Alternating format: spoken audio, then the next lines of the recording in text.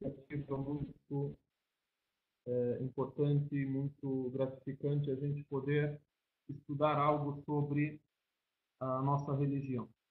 E a matéria é al-aqida.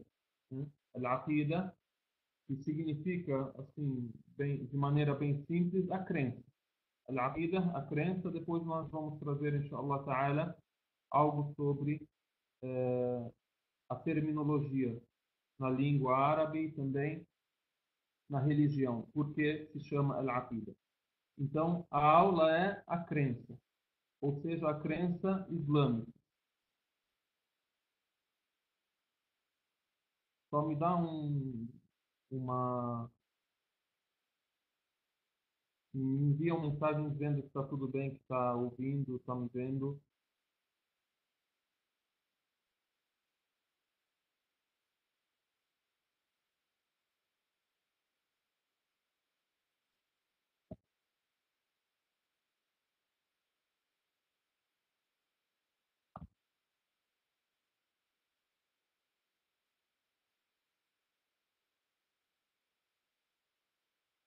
Ok, tá bom. Bismillahirrahmanirrahim. Bismillahirrahmanirrahim.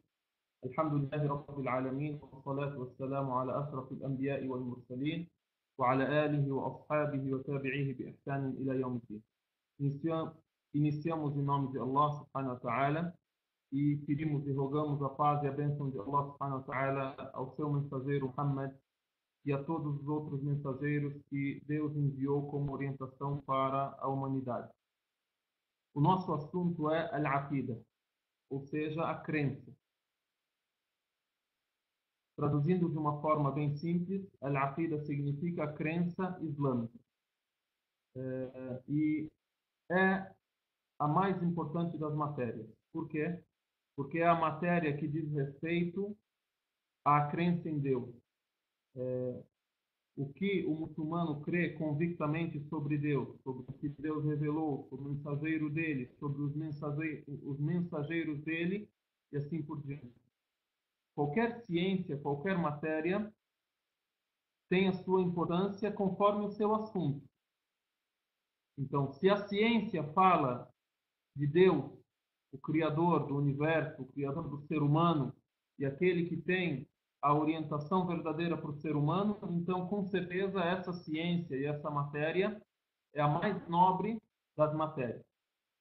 O primeiro ponto de hoje, e hoje, claro, é uma introdução à matéria de Al-Aqida, somente uma introdução sobre a matéria da crença. O primeiro ponto dessa introdução que eu queria passar para os meus irmãos e minhas irmãs é como surgiu a ciência da crença na história islâmica. Como se formou a ciência, a matéria da crença islâmica. Quando foi escrita essa matéria? Quando é que se tornou uma matéria chamada Aqida? Nós temos as ciências islâmicas, as ciências religiosas. Aí dentro das ciências religiosas nós temos a crença, al-fiqh, o entendimento da religião. Por exemplo, vamos estudar al-hadith, ou seja, os ditos do profeta Muhammad sallallahu alaihi wasallam. E tem outras ciências, outras matérias também, como usul al-fiqh e assim por diante. Então, al-aqida, al-hadith, al-fiqh, usul al-fiqh e etc. são matérias. Então, como surgiram essas matérias no geral e como surgiu a nossa matéria, a qual nós vamos estudar agora, que é al-aqida. Então, na época do profeta, alayhi salatu wassalam, voltamos agora à época da revelação, à época do mensageiro de Deus, que a paz de Deus esteja com ele. Na época do mensageiro, que a paz de Deus esteja com ele, ele recebia a revelação de Allah subhanahu wa ta'ala. Assim como os outros mensageiros receberam a revelação de Deus, Jesus recebeu o Evangelho, Moisés recebeu a Taurá, Allah Azza wa Jal, Allah Altíssimo, exaltado seja, revelou ao profeta Muhammad sallallahu alaihi wasallam o Alcorão. E na época da revelação, os discípulos do profeta Muhammad sallallahu alaihi wasallam, as sahaba, companheiros do profeta Muhammad sallallahu alaihi wasallam, escreviam somente o Alcorão. Escreviam os versos do Alcorão sagrado naquilo que eles tinham de recursos para a escrita, no couro, nas folhas, na madeira e assim por diante. Não tinha uma divisão específica. Olha, vamos escrever os pontos de crença aqui, os pontos de adoração aqui, aquilo que diz respeito à lei, vamos escrever aqui, o que é história, vamos escrever em tal lugar. Quando o profeta falar alguma coisa sobre a história dos profetas que o antecederam em tal lugar, não tinha uma divisão. Então eles tinham a palavra de Deus sendo revelada diariamente ao profeta sallallahu alaihi wasallam. Ele os ensinava, os educava, respondia às dúvidas que eles tinham, resolvia os problemas que resolvia os problemas que haviam entre eles e assim por diante, até que o profeta alaihi salatu wassalam morreu e não havia nada escrito especificamente além do Alcorão sagrado. E alguns indícios da escrita daquilo que o profeta, que a paz de Deus esteja com ele, citou ou disse, que era a Sunnah, al-Hadith. E é relatado também que o profeta sallallahu alaihi wasallam detestava que escrevessem o que ele falava, assim como escreviam o Alcorão, para que a palavra de Deus do Alcorão não fosse misturada àquilo que era a palavra do profeta sallallahu alaihi wasallam, que era também uma revelação, porém era al-Hadith, era diferente dos versos do Alcorão sagrado. Então, os companheiros do profeta alaihi salatu wassalam tinham informações sobre a crença. Eles acreditavam no profeta, que a paz de Deus esteja com ele, acreditavam em Deus, acreditavam nos livros, acreditavam nos profetas e assim por diante, e tinham os detalhes dessa crença. Porém, assimilavam essa crença simplesmente do Alcorão sagrado. Simplesmente e especificamente e exatamente do Alcorão sagrado e daquilo que eles ouviam da boca do profeta alaihi salatu wassalam. Por exemplo, se eles quisessem saber algo sobre o paraíso e o inferno, sobre a vida após a morte, sobre a verdade da profecia do mensageiro de Deus, do profeta Muhammad sallallahu alaihi wasallam, se eles quisessem saber algo sobre a profecia dos mensageiros que o antecederam, eles comprovavam isso, eles recorriam ao quê? Eles comprovavam essa crença e assimilavam essa crença, melhor dizer, eles assimilavam essa crença, se apoiavam no quê? Assimilavam a crença do quê? Do Alcorão sagrado. Por exemplo, assimilavam a veracidade da profecia de Muhammad sallallahu alaihi wasallam no Alcorão. Liam o versículo e antes dele tu não recitavas livro algum e nem o escrevias com tua destra. Se fosse assim, aqueles que são falsários, que defendem a falsidade, iriam duvidar de você. Ou seja, esse é um versículo. وَمَا كُنْتَ تَتْلُو مِنْ قَبْلِهِ مِنْ كِتَابٍ وَلَا تَخُطُّهُ بِيَمِينِكَ إِذًا لَارْتَابَ الْمُبْطِلُونَ. Versículo em Surah Al-Ankabut, que é a Surah 29, versículo 48.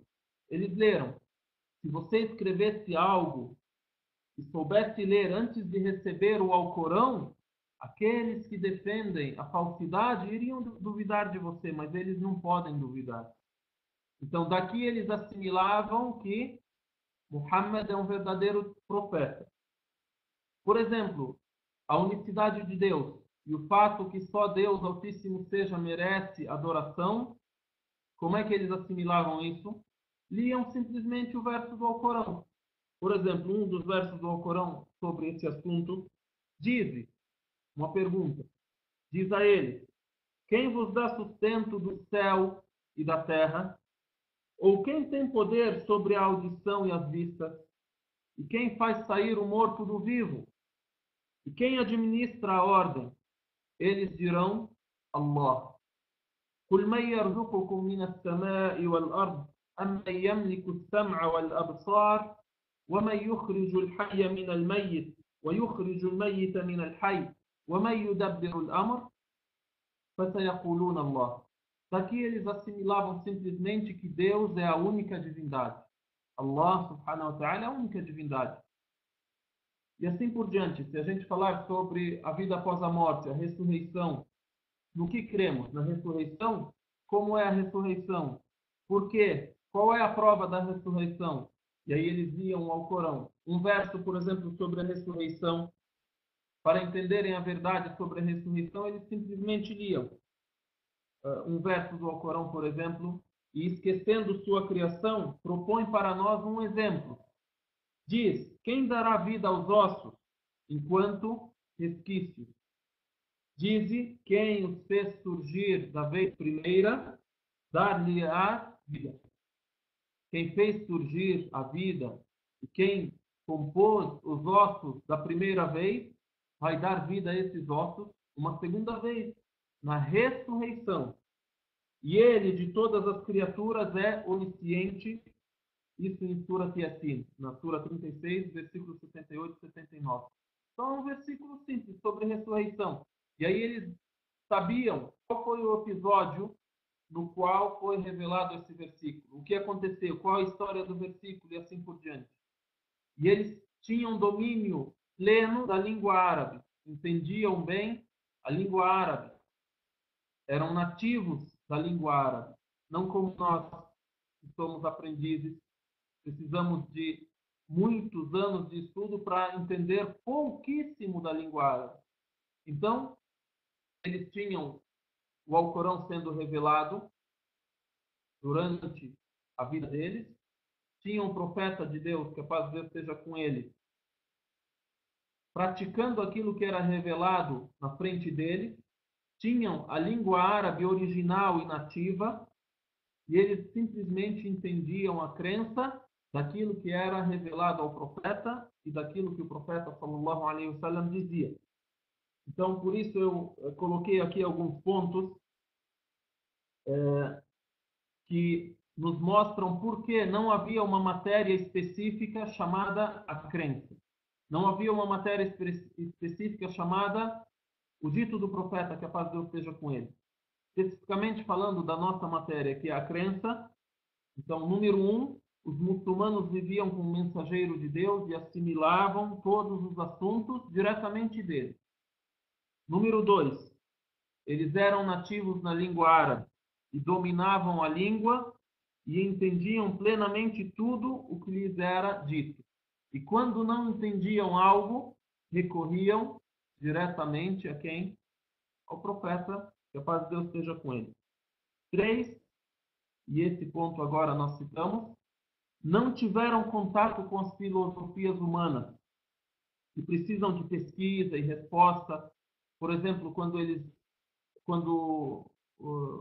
certo povo ouviu sobre os gregos, sobre os chineses, e esses adoram tal coisa, e esses dizem que o mundo aconteceu de tal maneira, que os deuses eles têm controle sobre tal coisa e tal, tal, tal. E aí você precisa de colocar isso, esses pontos, explicar e comprovar que só Deus criou, só Deus merece adoração e assim por diante. Por isso eu coloquei aqui, não tiveram contato com as filosofias humanas que precisam de pesquisa e resposta, precisam de debate. E além da idolatria que os árabes tinham entre eles. Só tinha idolatria. E simplesmente o Alcorão veio e rebateu a idolatria e colocou para as pessoas que só Deus merece adoração. Então, deixe-me escrever esses pontos aqui. Eu vou escrever, então, por que não havia uma ciência específica que dizia respeito à crença e à discussão da crença. Por quê? Primeiro ponto, porque os muçulmanos viviam com o mensageiro de Deus.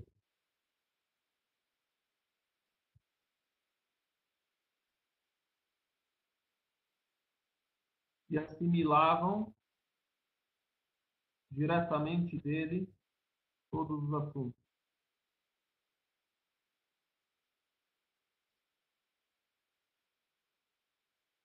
Tá? Eu vou deixar tudo aquilo que vocês podem ter escrito ou colocado de dúvidas para o final, para daqui a alguns minutos, ok? E outra coisa, eu também estou aprendendo ainda nisso aqui. Eu estou treinando junto com vocês. Outra coisa, eles eram nativos da língua árabe.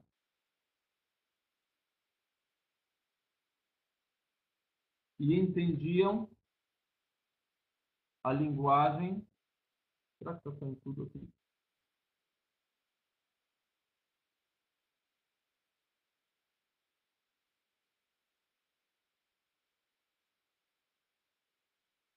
Entendiam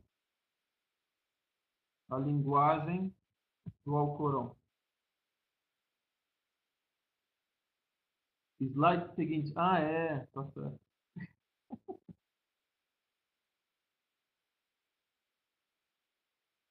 2 eram nativos da língua árabe e entendiam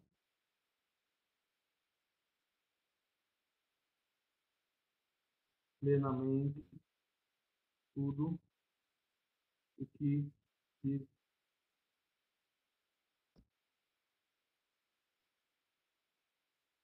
era dito. E quando precisavam, perguntavam ao profeta, que a paz de Deus esteja com ele, diretamente na fonte. Agora, 3 não tiveram com filosofias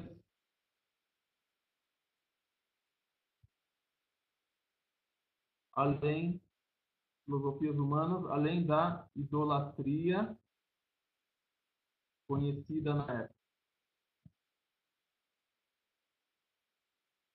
Ok? Então, agora a gente chega à época da morte do profeta, que a paz de Deus esteja com ele. Que a paz de Deus esteja com ele. Chegamos, então, à época da morte do profeta, que a paz de Deus esteja com ele. Ele falece e cremos que ele deixou a religião completa e faleceu depois de ter transmitido por completo a religião de Deus. E ainda não havia inicialmente a necessidade de se escrever as matérias. E como a gente disse, era escrito o Alcorão. Então, o profeta, que a paz de Deus esteja com ele, deixou o Alcorão escrito, era escrito pelos seus companheiros, porque ele não escrevia e nem lia. E Deus assim preservou a religião. Eles tinham o conhecimento daquilo que o mensageiro de Deus, que a paz de Deus esteja com ele, deixou como religião, e assim Deus preservou a religião como um todo. Como Deus mesmo disse no Alcorão, Inna nahnu nazzalna dhikra wa inna lahu lahafizun. Nós revelamos a mensagem e somos seu preservador. Deus prometeu que irá conservar e preservar a religião. E aí, os primeiros indícios de escrita, a escrita da Sunnah, por sábios, não os companheiros do profeta, que a paz de Deus esteja com ele, primeiros indícios de escrita daquilo que era transmitido de textos religiosos às gerações posteriores, se deu no século II da Hijra.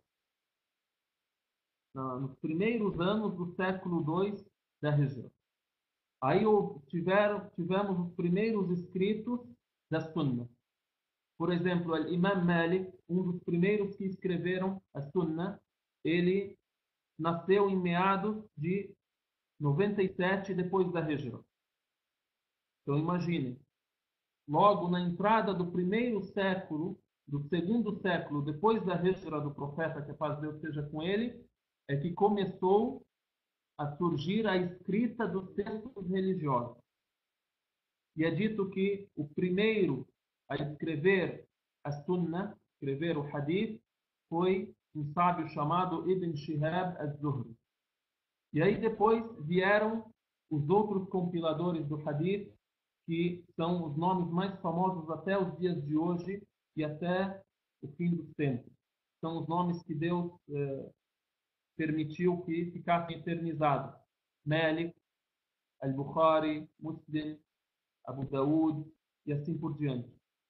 Então, surgiu agora a escrita da Sunnah, do Hadith. Então, voltando, na época do profeta ﷺ, nada era escrito além do Alcorão. Os companheiros do profeta ﷺ assimilavam tudo do profeta diretamente e memorizavam. E não havia distinção daquilo que é crença, daquilo que é Sunnah, daquilo que é lei, daquilo que é história. E eles não precisavam disso.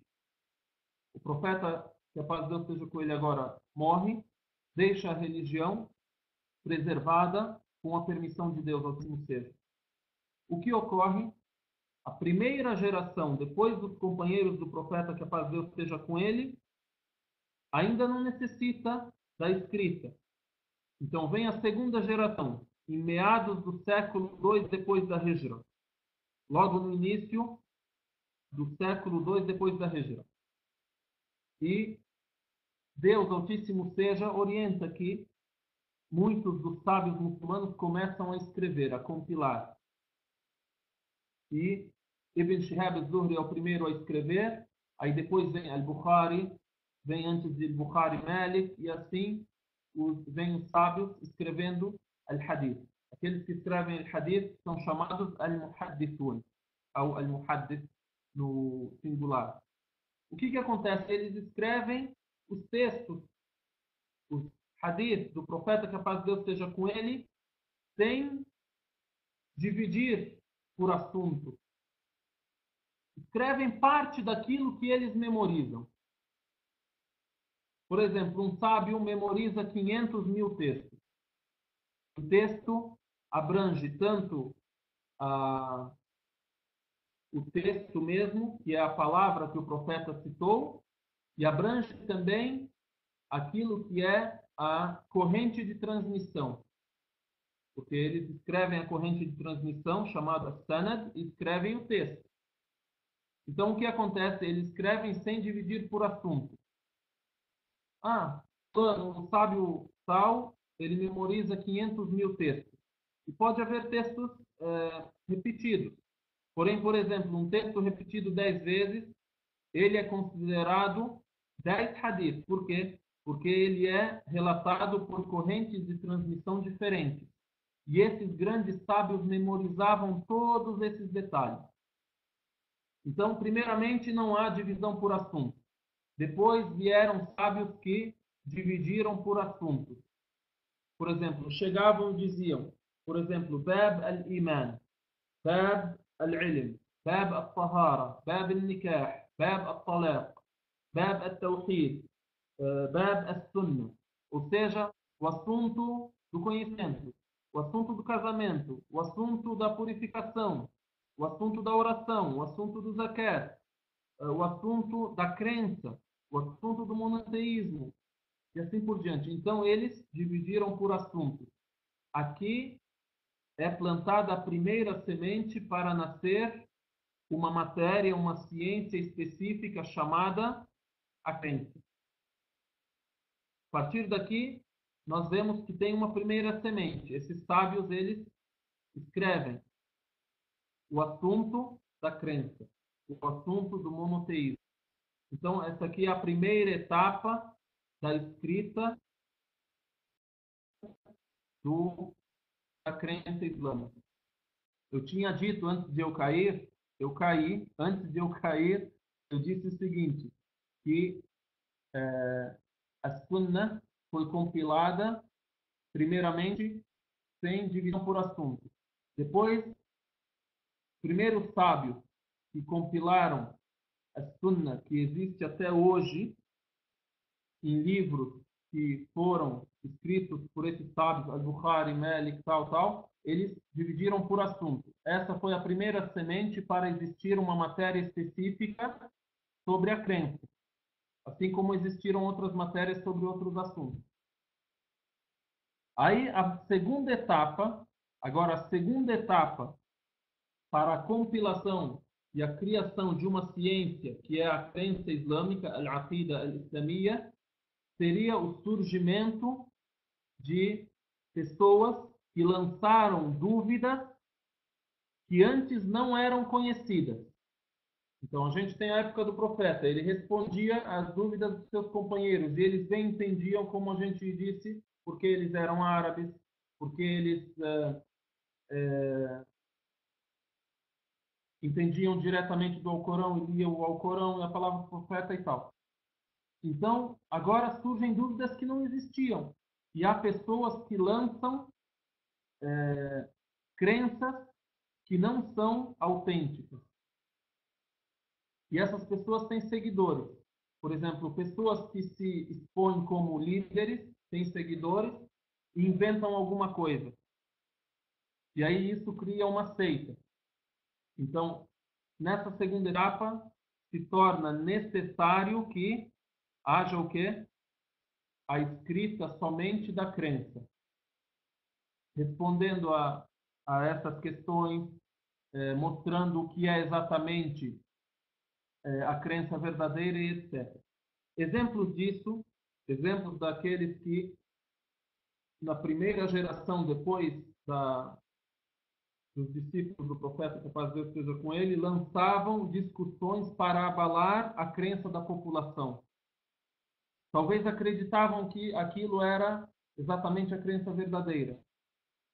Talvez lançavam aquilo só para prejudicar.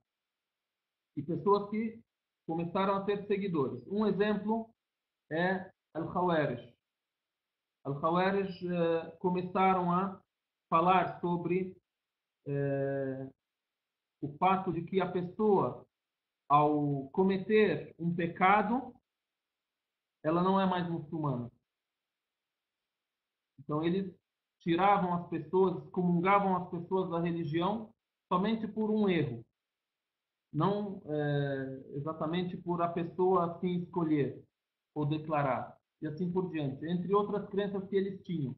E nessa época ainda vivia Abdullah ibn Abbas, que é um companheiro do profeta sallallahu alaihi wasallam, o primo dele. Abdullah, filho de Al-Abbas, que é tio do profeta, irmão do pai do profeta, que a paz de Deus esteja com ele. Abdullah ibn Abbas alcançou essa época e teve debate entre ele e esse grupo e assim por diante.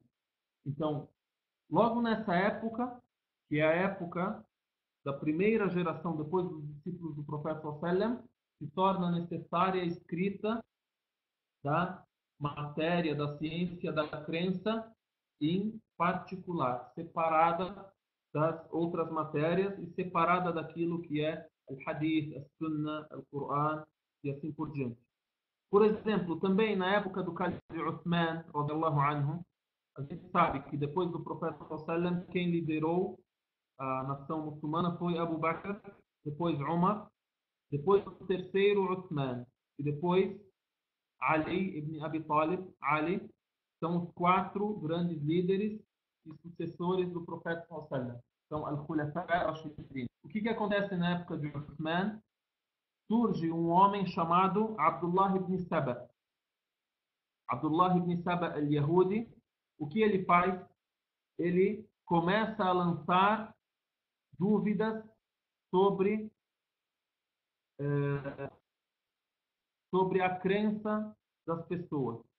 Por exemplo, entre as questões que ele lançou para abalar a crença das pessoas, ele duvidou da liderança de Abu Bakr e de Umar e citava que aquele que tem mais direito em dar é Ali ibn Abi Talib. E difundiu entre as pessoas o seguinte: o profeta, que a paz de Deus esteja com ele, nomeou Ali, porém Ali foi traído. Então essa foi a semente, por exemplo, para a criação de At-Tashayyu', surgimento de At-Tashayyu', que é a Shia, o Shiita. Então esse é considerado daqueles que são os primeiros a falar sobre esse assunto de Ali, e essa foi a semente para a criação de várias seitas xiitas. Há aquelas seitas que são mais graves, aquelas que são menos, e assim por diante. Então, nessa época surgiu esse homem. Esse homem, vamos dizer, podemos considerar como Paulo de Tarso, na mensagem de Jesus, que a paz de Deus seja com ele. Paulo, ele perseguia Jesus. Depois que Jesus se foi, acabou a mensagem dele e tal, Paulo vem como apóstolo e vê a visão e tal, e isso é citado na Bíblia, nos Atos dos Apóstolos, etc. Ele vê na visão, Jesus diz para ele, ó Paulo, por que me persegues, tal, tal. Aí, ele acaba por ser o maior líder da igreja. E hoje, os cristãos seguem, na verdade, a Paulo. Então, Abdullah ibn Saba al-Yahudi é mais ou menos igual a Paulo na mensagem de Jesus. Porém, qual que é a diferença? Paulo teve sucesso e o monoteísmo trazido por Jesus acabou por ser alterado e se transformado no cristianismo que a gente conhece hoje. Porém, isso não aconteceu com Abdullah ibn Saba al-Yahudi na mensagem de Muhammad. Por quê? Porque na época do Evangelho, Deus Altíssimo seja assim permitiu que acontecesse, houvesse alteração, porque haveria ainda a revelação do Alcorão.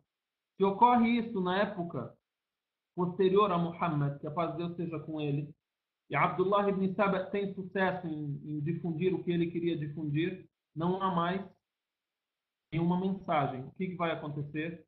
Não haverá religião original e ainda autêntica para o mundo seguir. Então, só trouxe isso como exemplo. Então, o exemplo de Al-Khawarij, surgiram Al-Khawarij, trouxeram discussões que não eram conhecidas e inventaram coisas que não eram autênticas. Aí houve debate sobre os assuntos deles. Surgiu Abdullah ibn Saba na época de Uthman. Então, também, com certeza, os sábios muçulmanos combateram isso. Surgiu também uma época em que havia um homem chamado Jahm ibn Safwan, por exemplo, que trouxe várias ideias erradas e assim por diante. Então, aqui se formou a ciência da crença islâmica, em particular, independente, separada das outras matérias. Separada das outras matérias. Então, aí trataram do assunto da crença em Deus, nos anjos, nos mensageiros, nos livros, no que diz respeito à nossa crença sobre o que tem no Alcorão, sobre aquilo que os discípulos do profeta, que a paz de Deus esteja com ele, assimilaram do profeta, disseram, fizeram e assim por diante. E aí, muitos desses assuntos são respostas a essas inovações que prejudicaram muito em várias épocas. E aí, o desenvolvimento da matéria da crença ocorre de acordo com aquilo que acontece em definida época ou em definido lugar. Por exemplo, se em um lugar tem uma questão sendo levantada, aí é mais discutida essa questão, e assim por diante. Eu vou passar agora para um outro ponto e vamos finalizar, se Deus quiser. Então, só para a gente assim, colocar bem o que a gente colocou, colocar bem o que a gente reiterou anteriormente. Então, como surgiu a ciência da crença na história islâmica? Primeiro ponto, a gente citou que na época do profeta não era conhecida nenhuma matéria específica na religião. Era revelado o Alcorão e os discípulos do profeta assimilavam dele a religião por completo e sem divisões. Porque os muçulmanos viviam com ele e assimilavam diretamente dele todos os assuntos em geral. E também eles eram nativos da língua árabe e entendiam plenamente tudo o que era dito a eles. E também não tiveram conflito com outras filosofias, além da idolatria que existia entre eles. Eu não escrevi nada, mas aí depois eu disse que vem a segunda etapa. A segunda etapa qual é? A etapa da compilação do Hadith.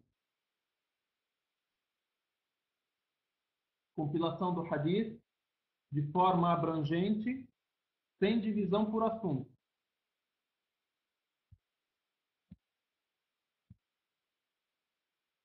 Depois vem uma terceira etapa. Eu vou escrever em verde também. Ou vou trocar a cor para um roxo, um vermelhinho. Terceira etapa. Um rosa, saiu rosa. Eu não estou sabendo usar ainda. Terceira etapa, que é a escrita com divisão por assunto. A escrita do que? Do Hadith, que é tudo aquilo que é da Sunnah ou podemos chamar os ditos do profeta, que a paz de Deus esteja com ele. Depois, uma quarta etapa, a criação da matéria ou da ciência, não vou pôr acentuação nem nada, da ciência da crença, por causa da necessidade de detalhar e responder, vamos dizer, debater e responder às ideias inventadas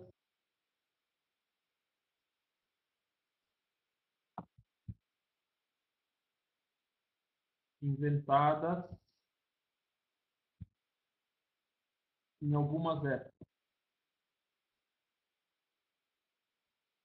tá? E aqui então surge a matéria da crença, a matéria de al-aqida em específico. Ok? E demos como exemplo o surgimento de um homem chamado Abdullah ibn Saba. Abdullah, escreveu o nome, né? A primeira semente do Tashayyu, dos xiitas, foi o quê? Abdullah ibn Saba al-Yahudi. Era um judeu. Então, esse aqui a gente pode comparar com o que ocorreu na mensagem de Jesus, que a paz de Deus esteja com ele. Esse aqui é o Paulo de Tarso do Islã. Porém, não teve o mesmo resultado e Deus preservou o Islã, preservou o Alcorão, preservou a religião. Por quê? Porque é a última mensagem. Por exemplo, surgiu Al-Khawarij, que falavam o quê? Falavam sobre... eles eram rígidos no assunto do erro, do pecado. Qualquer pecado, dos pecados grandes, era uma razão para a pessoa se tornar apóstata, ser excomungada da religião. Por exemplo, temos também, o que eu falei também, Al-Qadar. Começaram a questionar sobre Al-Qadar, e antes não havia esse questionamento, sobre o destino. O cidadão chegava e falava, não, cada um é responsável pelo que faz, Deus tem influência no nosso... Aí o outro dizia, não, Deus tem toda a influência, você é como a folha jogada ao vento. Você não, tudo aquilo que escolhe não tem valor nenhum, não é você que escolheu. E aí, o muçulmano na crença é o meio termo, o equilíbrio entre esses dois extremos. Então, nessa época, foi escrita a Al-Aqida. Foi escrita a matéria em específico, a ciência da crença, e isso ocorreu depois de meados do século II da Hijra. Depois, então, do ano 100 da Hijra. Ok? Agora vamos só citar para finalizar. Vamos finalizar e semana que vem ou depois nós entramos no assunto mesmo da matéria. O que significa a aqida? A aqida. A gente falou que é crença, mas só para a gente ter uma ideia. Acho que já passou o tempo, mas vai ser rápido, inshallah ta'ala. Eu posso falar mais?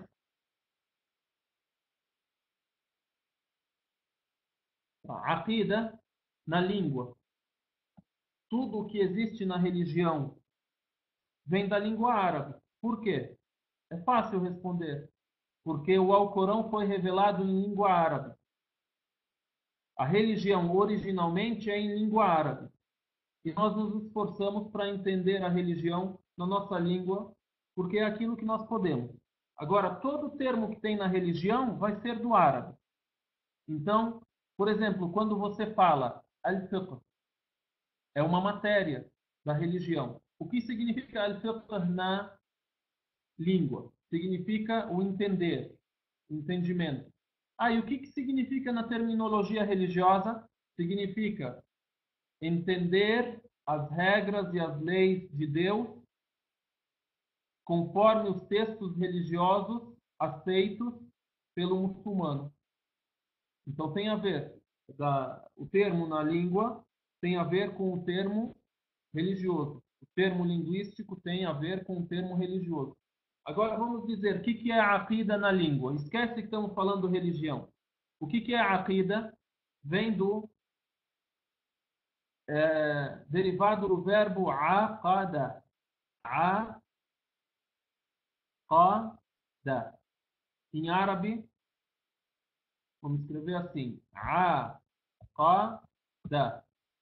Não sei, não tenho conhecimento de quem de vocês sabe árabe e tal. O que é aqada? Aqada significa, vamos dizer, amarrar, fortificar, pactuar. É um termo que tem relação com aquilo que se firma. Então a gente vai entender por que chama aqida, porque é aquilo que se firma no coração e com convicção. A gente pode, assim, falar de forma bem simples isso.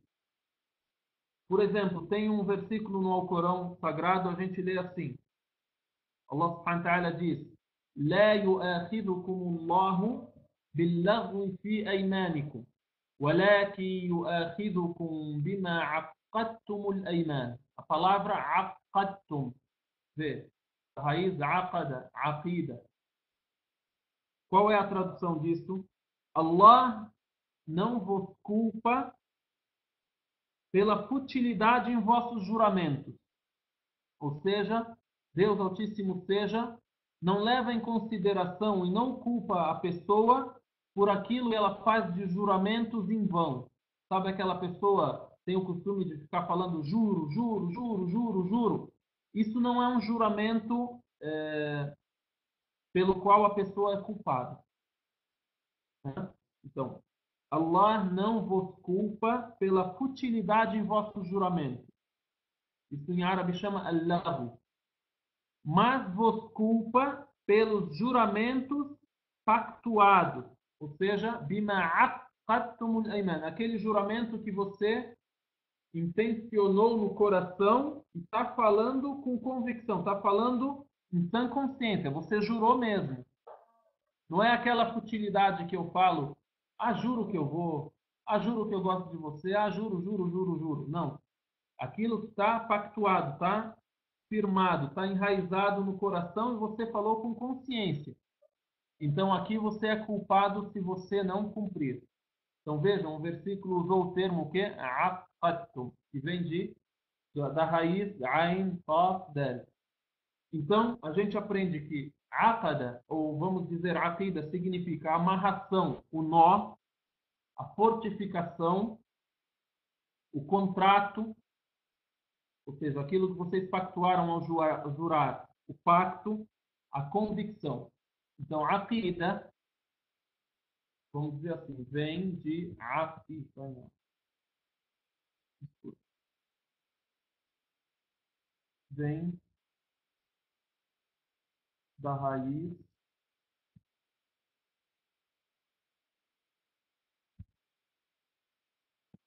aqada.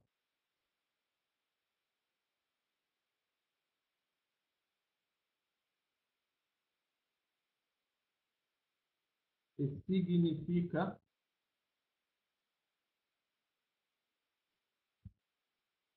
na língua que a, vamos dizer, vamos usar outros termos, do que firmeza, a fortificação,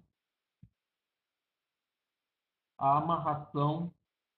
Quando você fala, eu quero dar um nó, você pode falar ácido, ácido. Eu amarro, eu dou o nó. Não o nó de enganar alguém, o nó mesmo, tá o nó. Tá o nó. A fortificação, a amarração,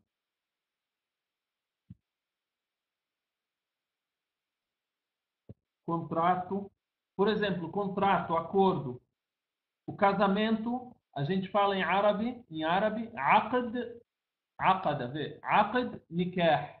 Aqd nikah. Contrato de casamento. Qualquer contrato também fala aqd. Por exemplo, aqd baya. Contrato de venda. E assim por diante. Pacto. Convicção.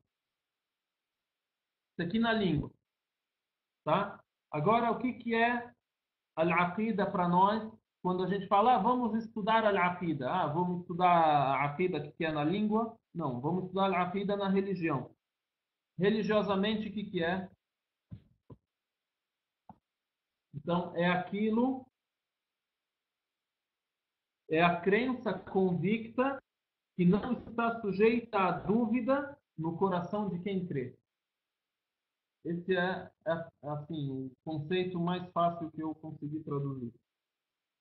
A crença convicta. O que é convicta? Que não está sujeita à dúvida no coração de quem crê. Tá? Ou seja, se tem a suposição, eu suponho, tem alguma dúvida, essa pessoa não tem uma aqida, não tem uma crença. Ela tem alguma coisa, não aqida, crença. E isso deve estar baseado em conhecimento. Por isso, a crença de quem assim não conhece, por exemplo, das pessoas leigas, é uma crença aceita, porém é uma pessoa que está em perigo, está em erro, ok? Então, deve chegar ao nível de convicção e conforme, então vamos acrescentar aqui, a crença convicta, que não está sujeita à dúvida no coração de quem crê e é baseada ou baseada no conhecimento, tá? Então, qual que era o conhecimento na época do profeta, que a paz de Deus esteja com ele? O versículo do Alcorão. Hoje você tem o conhecimento do Alcorão, daquilo que o profeta disse. A crença, ela só tem essas fontes como apoio para o seu conhecimento. Por quê? Porque é assunto incognoscível, é assunto do além. Hã? Ok? Para finalizar, vamos escrever o seguinte. Al-Aqida tem 3 elementos.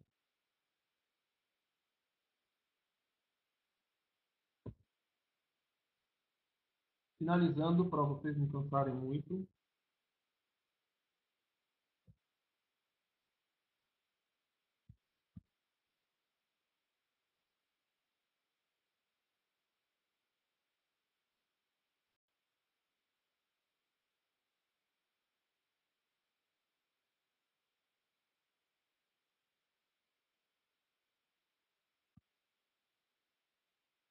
Três elementos.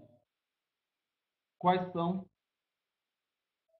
Racional, الفكري, emocional, الوجداني, e o comportamental, a prática. E a partir do momento que o indivíduo ou o grupo, nós somos um grupo.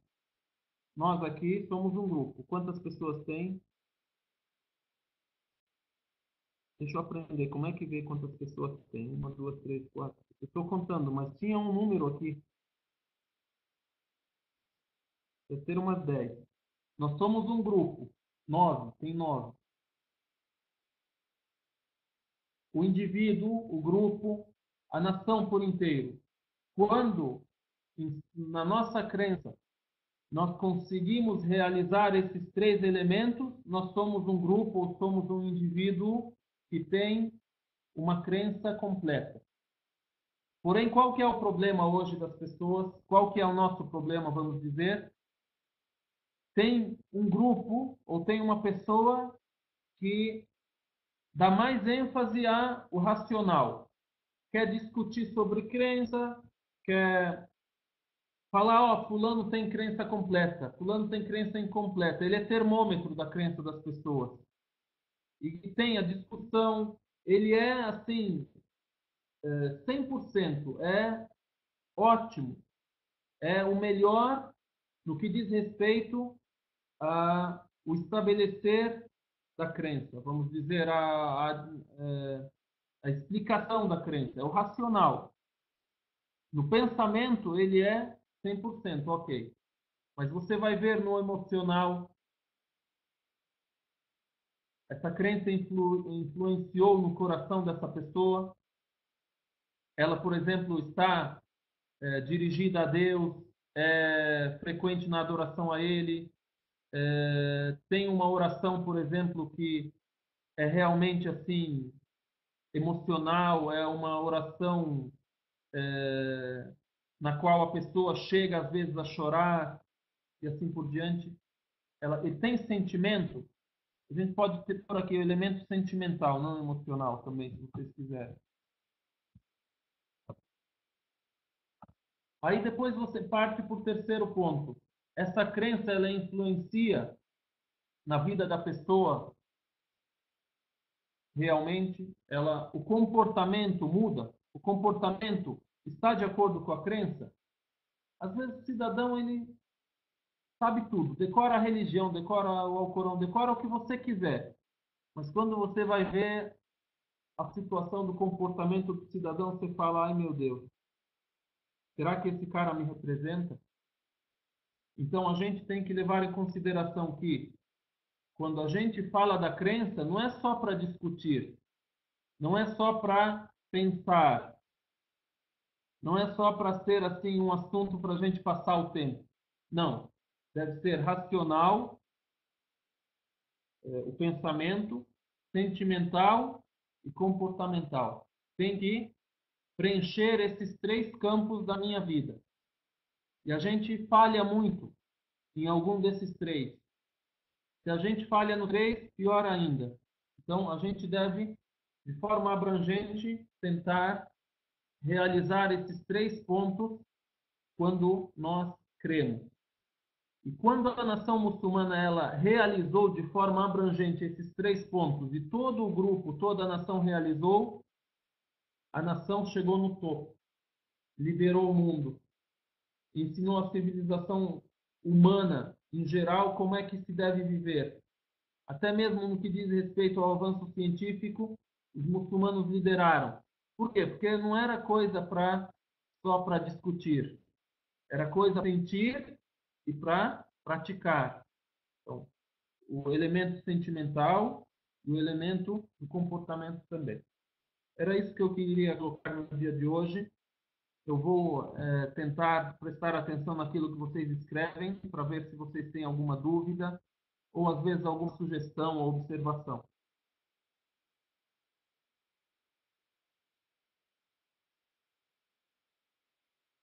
Sim.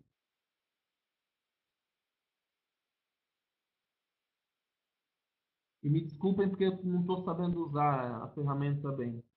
Por isso caiu aquela hora.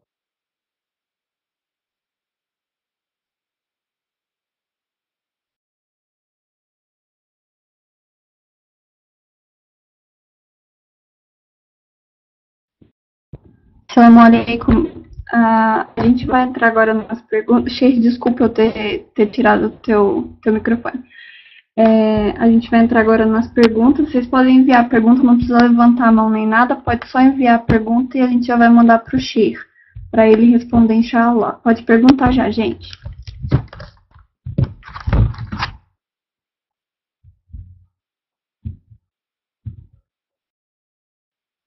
Você está me ouvindo? Todas ouvem agora?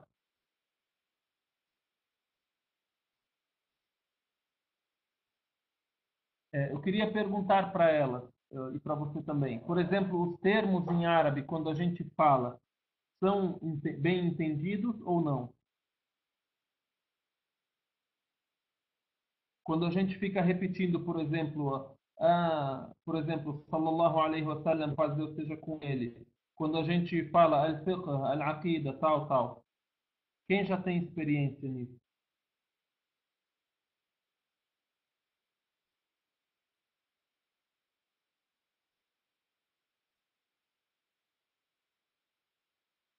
Por exemplo, agora a gente tem 11 participantes. Eu queria que quem sabe árabe coloque um sim para mim. Quem sabe a língua árabe no geral, assim. Não precisa ser árabe original, não. Pode ser assim, mais ou menos.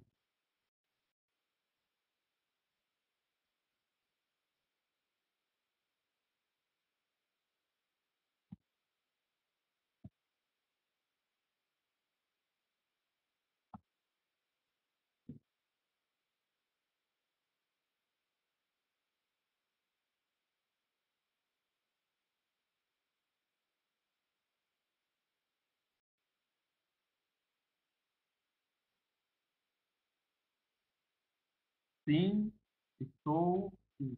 Tem três? Duas irmãs falaram que sim. Tá. Alguém das outras irmãs sentiu dificuldade para entender o que eu falo em algum instante, em alguma coisa que eu falei? Só põe sim. Não. Uhum.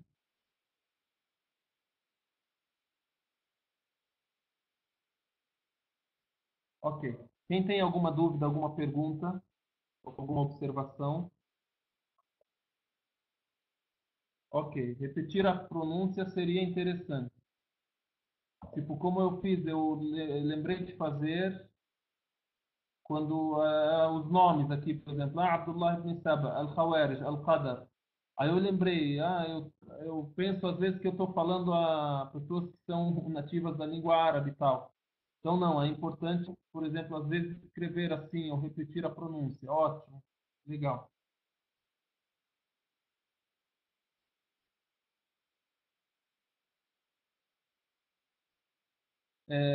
Gostaria de perguntar para a irmã, quando eu escrevo aqui nessas páginas, as irmãs elas têm acesso ao que é escrito e fica gravado para elas agora, enquanto eu estou aberto ou direto fica?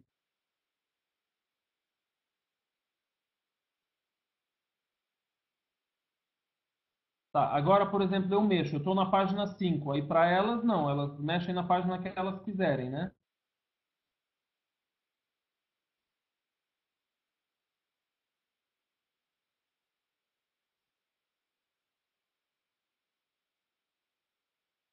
Eu quero dizer, aquilo que eu escrevo aqui é acessível a todas e fica direto, não, não é só quando eu estou na página.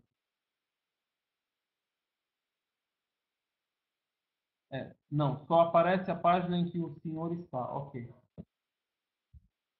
E aí depois a pessoa que está participando, ela não tem condições de ficar na página que ela quer?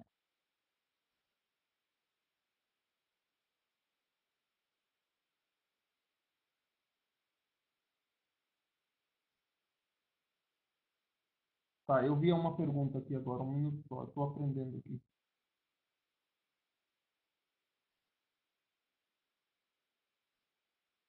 Habilitar, desabilitar.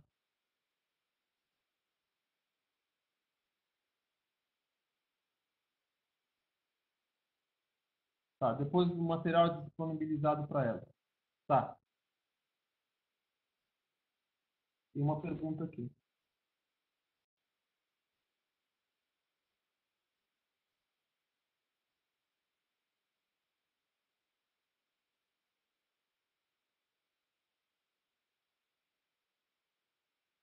Tá. A pergunta aqui da irmã Amanda. Os Shias seguem a Sunna assim como nos Sunnis? Os Shias seguem, os Shias seguem a Sunna assim como nos Sunnis? E se sim, esta foi alterada, e se o Alcorão também foi alterado. Tá. Então, os Shia não seguem a Sunna, assim como os Sunnis. Ou seja, aqui nós temos termos, tá? Quando a gente fala Sunna, o que é Sunna? Sunna é tudo aquilo que é relatado do profeta, que a paz de Deus esteja com ele. Ou seja, a tradição do profeta, que a paz de Deus esteja com ele. Tá? A tradição. Sunna, a tradição do profeta, sallallahu alaihi wasallam. Ou seja, tudo aquilo que ele falou, aquilo que ele fez, a sua vida em geral, tá? E esse termo não era muito utilizado na época dele. Por exemplo, uma vez ele falou, vocês vão ver muitas alterações, vão viver, quem viver depois de mim vai viver e conviver com muitas inovações, alterações. Aí ele disse, alaykum bisunnati. Então vocês devem seguir a minha sunna. Então ele citou a minha sunna, que seria a tradição. Então vamos dizer, falando em português, sunna significa, vamos dizer, tradicionalista, né? Aí depois tem o termo Shia. O termo Shia para nós surgiu posteriormente, ok? E Shia significa, vamos dizer, se agrupar. Tashayyu. Eles se agruparam em torno de uma pessoa. E é em torno daquela ideia que eu citei quando eu estava falando como é que surgiu a compilação da matéria da crença em específico. Houve um grupo na época de Uthman, que Deus esteja satisfeito com ele, que é um dos companheiros do profeta e que governou durante vários anos, uma década depois do profeta, que Deus esteja com ele, praticamente, depois da morte dele. Então, surgiu uma ideia de que é a seguinte, que Ali, ele foi nomeado pelo profeta como seu sucessor depois da sua morte. Quem deve suceder o profeta na liderança? Ou seja, imama. Imama, que é a liderança, ser o imam. Aí houve essa ideia, que foi lançada por um homem chamado Abdullah ibn Saba. Eu escrevi o nome aquela hora. E aí ele, com essa ideia, quis dizer que os companheiros do profeta, que a paz de Deus esteja com ele, traíram. E não são de confiança. E aí, por isso, tem um outro nome para o Shia, que é a Rafida. Então, Shia significa o quê? Aqueles que se agruparam em torno de Ali. Ou seja, da ideia de que Ali é o único que merece ser o imam, o líder depois do profeta. E foi nomeado como tal pelo profeta, assim dizem eles. Tá? E Ali, lógico, para nós, ele não está de acordo com essa ideia. E durante a época em que surgiu isso e ele estava vivo, ele combateu isso. E depois que ele morreu, ainda a seita e o grupo permaneceu. O outro nome que eu ia falar, que é também no nome do Shia, é Rafida. Rafida significa os que recusaram. Recusaram o quê? Recusaram a liderança de Abu Bakr, que é o mais autêntico e o maior companheiro do profeta, que a paz de Deus esteja com ele. E também a liderança de Umar.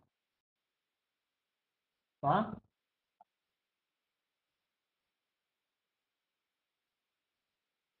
Então a pergunta: os Shia seguem a Sunna assim como os sunitas? Então, para nós, os Shia não seguem a Sunna. Os Shia, eles têm outras fontes, que são as fontes dos imãs nos quais eles creem que são autênticos e que são os únicos a serem seguidos. A Sunna é aquilo que é a tradição do profeta, e ao se seguir a Sunna, estaremos seguindo quem? Os companheiros do profeta. Então, quem deve ser seguido, quem é? Os discípulos do profeta, que a paz de Deus esteja com ele. E não aqueles que são nomeados além deles. Eu não tenho direito ou autoridade para nomear alguém. E nem na época primeira, na primeira geração, alguém tinha essa autoridade ou esse direito. Então, aí agora a pergunta. Se sim, esta foi alterada, então, a gente disse que os Shia não seguem a Sunna. Agora, esta Sunna não foi alterada. Agora, para os xiitas, foi alterada. E, inclusive, os xiitas dizem que o Alcorão também foi alterado. Ou seja, o Alcorão que existe hoje nas nossas mãos não é o Alcorão completo. Então, a reflexão é a seguinte. A religião chegou até nós, a religião nos foi transmitida em seu todo, através de quem? Através dos discípulos do profeta Muhammad, que a paz de Deus esteja com ele. E os discípulos do profeta, que a paz de Deus esteja com ele, eles são citados por Deus no Alcorão com as mais belas qualidades. E se eles têm algum defeito, como os xiitas alegam ter, Deus então não nos avisou. Então deixou algo que deveria ser revelado sem revelar. Então isso é impossível de acontecer se Deus tem uma religião completa para o ser humano, que é o Islã, como nós cremos. E também, quando acusamos um só discípulo do profeta, que a paz de Deus esteja com ele, estaremos a acusar que a religião foi transmitida por pessoas que não são verdadeiras e que são traidoras e que são acusadas por algo. Então, isso significa que a religião que foi transmitida também é acusada. Então, a religião que foi transmitida por pessoas que não são de confiança, a religião também não é de confiança. Então, essa filosofia, essa reflexão que a gente deve ter. Então, voltando à pergunta, os Shias seguem a Sunna assim como os Sunnis? Não. Então, a Sunna para o Ahl Sunna, para os sunitas, para nós, não foi alterada. E o Alcorão também não foi alterado. Agora, se entrarmos na questão para os Shia, para aqueles que seguem a seita xiita, o Alcorão está incompleto e alguém deles pode negar isso, pode negar que eles creiam assim, porque entre eles também tem muitas ideias. Alguns dizem sim, alguns não. E para eles, como um todo, para todos eles, sem exceção nenhuma, eles acusam os discípulos do profeta de traição. Então, para eles, a Sunna foi alterada. Para eles, a Sunna foi alterada. Tá. Mais alguma pergunta?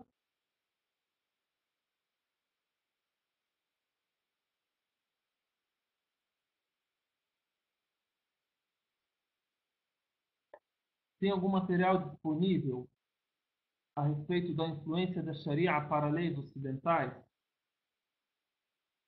Sim, tem. Inshallah, eu deixo disponível. Eu vou deixar com as irmãs que são moderadoras, ou a irmã, não sei quantas são, com o organizador, inshallah. Tem um site, eu não sei se tem ele completo em português, mas é em árabe, que tem alguns artigos que foram escritos por um grande sábio que é considerado um grande historiador muçulmano da nossa época. Se chama o Dr. Raghib As-Sarjani.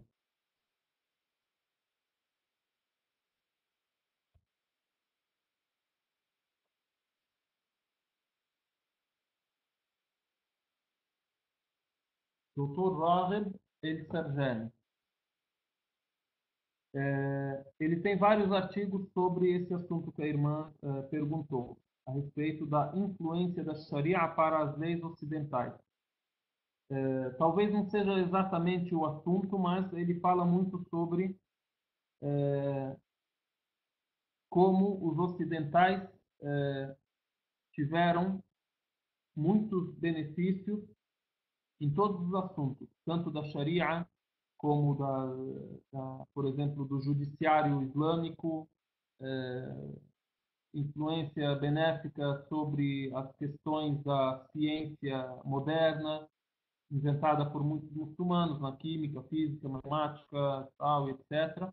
Então ele fala muito sobre isso, inshallah. Então eu vou tentar enviar para ela alguns artigos. E esse é o nome, se você quiser pesquisar na internet com esse nome, e pesquisa os sites, os artigos em inglês. Um minuto só.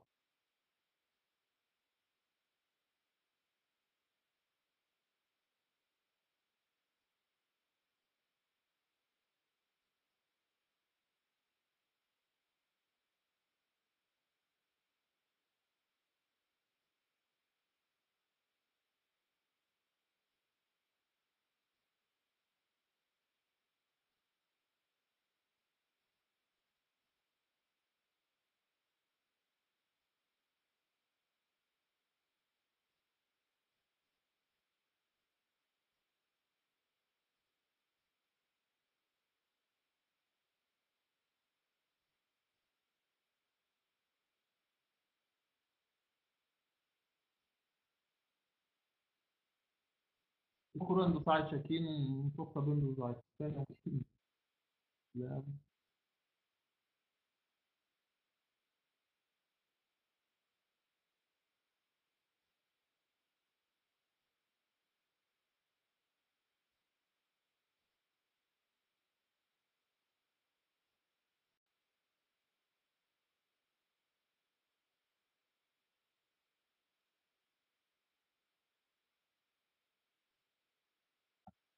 Eu vou dar o site. Calma. Alguma pergunta a mais?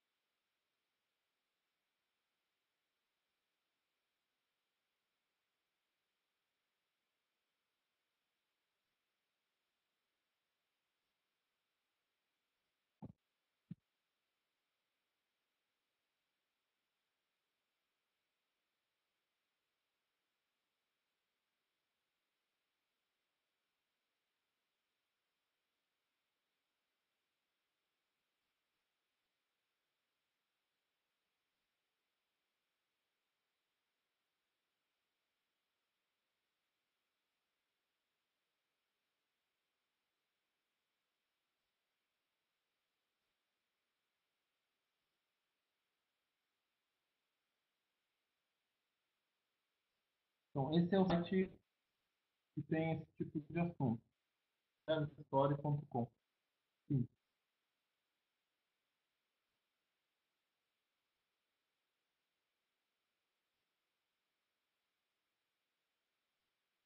Tá mais preparado.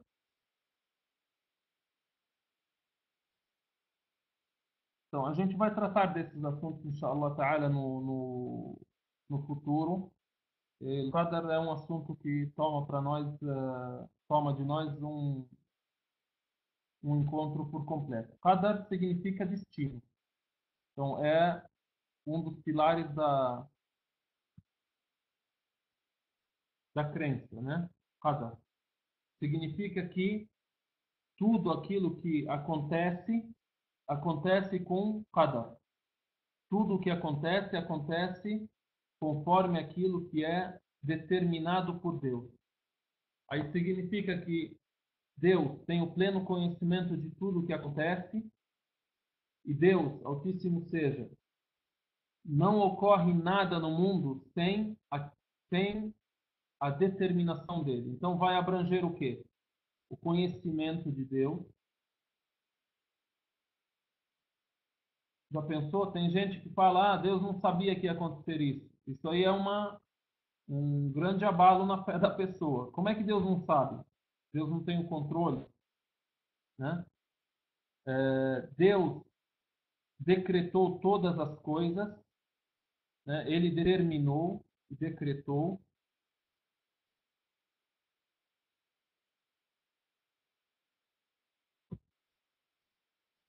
o decreto.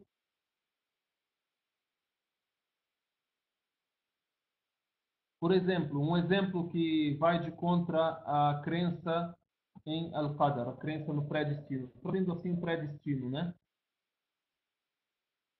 Tem gente que fala assim, isso é influência de outras religiões, às vezes até um muçulmano fala, Deus não criou o mal, só criou o bem. Deus é bom, só criou o bem, não criou o mal. Deus criou o mal, mesmo que o mal não satisfaça, mesmo que ele deteste isso. Ou por uma sabedoria que Deus Altíssimo seja, tem. Agora, a partir do momento que eu falo, não, Deus não criou o mal. Quem foi que criou o mal? O Satanás? Não, é Deus que criou. Porém, o detesta. Porém, a má ação que existe no mundo hoje, a má ação que eu possa vir a fazer, por exemplo, Deus a permitiu, mesmo a detestando. E a boa ação, coisas boas, Deus a permitiu e gosta dela. Então, isso quer dizer al-qadar. Então, a pessoa crer que tudo acontece com o conhecimento de Deus e tudo acontece com o decreto de Deus. Aquilo que é bom é decreto de Deus, aquilo que é ruim é decreto de Deus, e Deus tem a sua sabedoria nas coisas que acontecem no mundo e nada foge ao seu conhecimento e decreto. Isso que é Qadar. E aí nós não entramos muito nesse assunto como algumas pessoas entram e querem acabar por descrer. Como é que descrer através desse assunto? Por exemplo, como pode Deus decretar que eu vou fazer tal coisa e me julgar por tal coisa? Aí, a partir daqui, nasce a ideia e a crença de que Deus não decretou, é eu que decretei. Se eu sou responsável, é eu que fiz. Sim, é eu que fiz, porém com decreto e permissão de Deus. Ok? Mais alguma pergunta?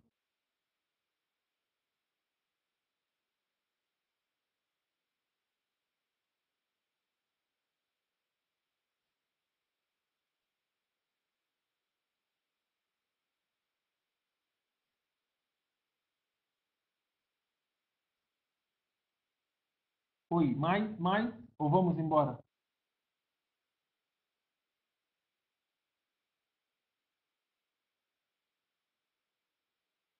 Tá, Lua? Qual é?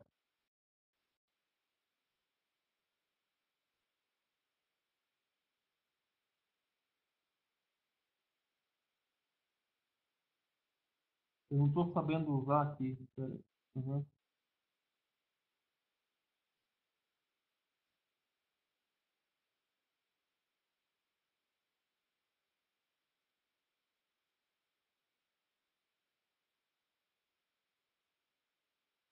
Ok.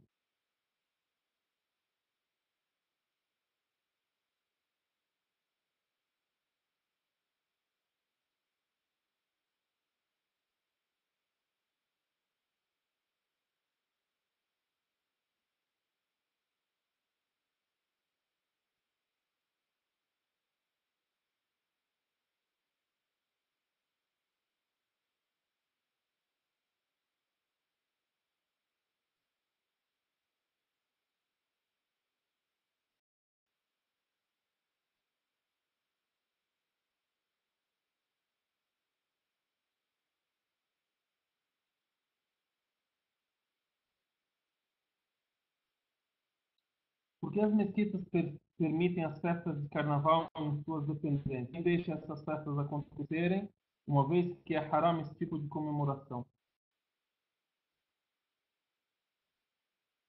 as nossas mesquitas, na verdade, se falando do Brasil, elas são associações beneficentes que reúnem várias pessoas. Pessoas que têm preocupação com a religião, pessoas que têm preocupação com os árabes e assim por diante.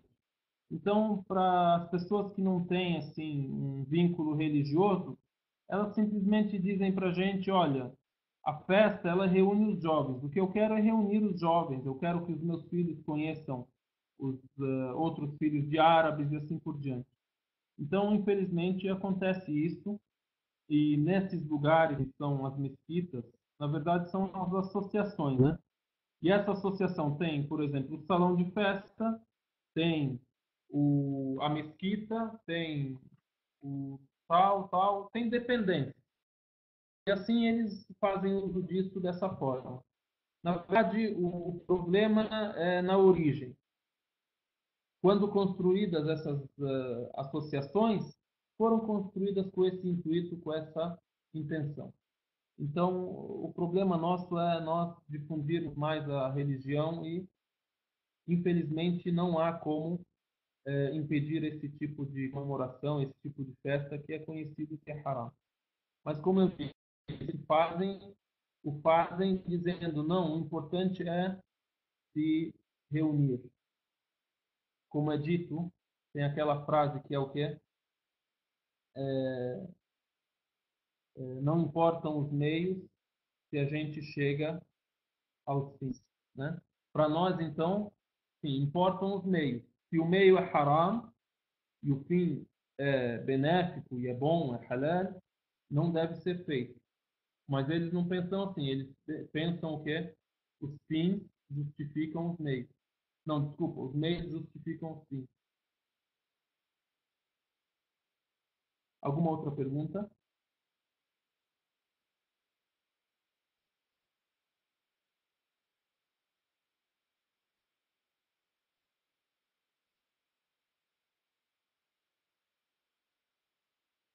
Tá. Que Deus recompense a vocês. Obrigado pela paciência em nos ouvir. E a gente pede a Deus Altíssimo seja que tenha sido benéfico o nosso encontro. A gente marca um outro dia, inshallah ta'ala. Tá? No outro sábado vai ter um acampamento da UAM em Taubaté. A gente não vai poder. Pode ser outro dia ou no outro sábado que vem depois. Hoje é dia 9 mais 7, 16. 16 não pode. Pode ser 26 ou outro dia da semana, inshallah. Tá? Fiquem com Allah subhanahu wa ta'ala e assalamu alaikum wa rahmatullah.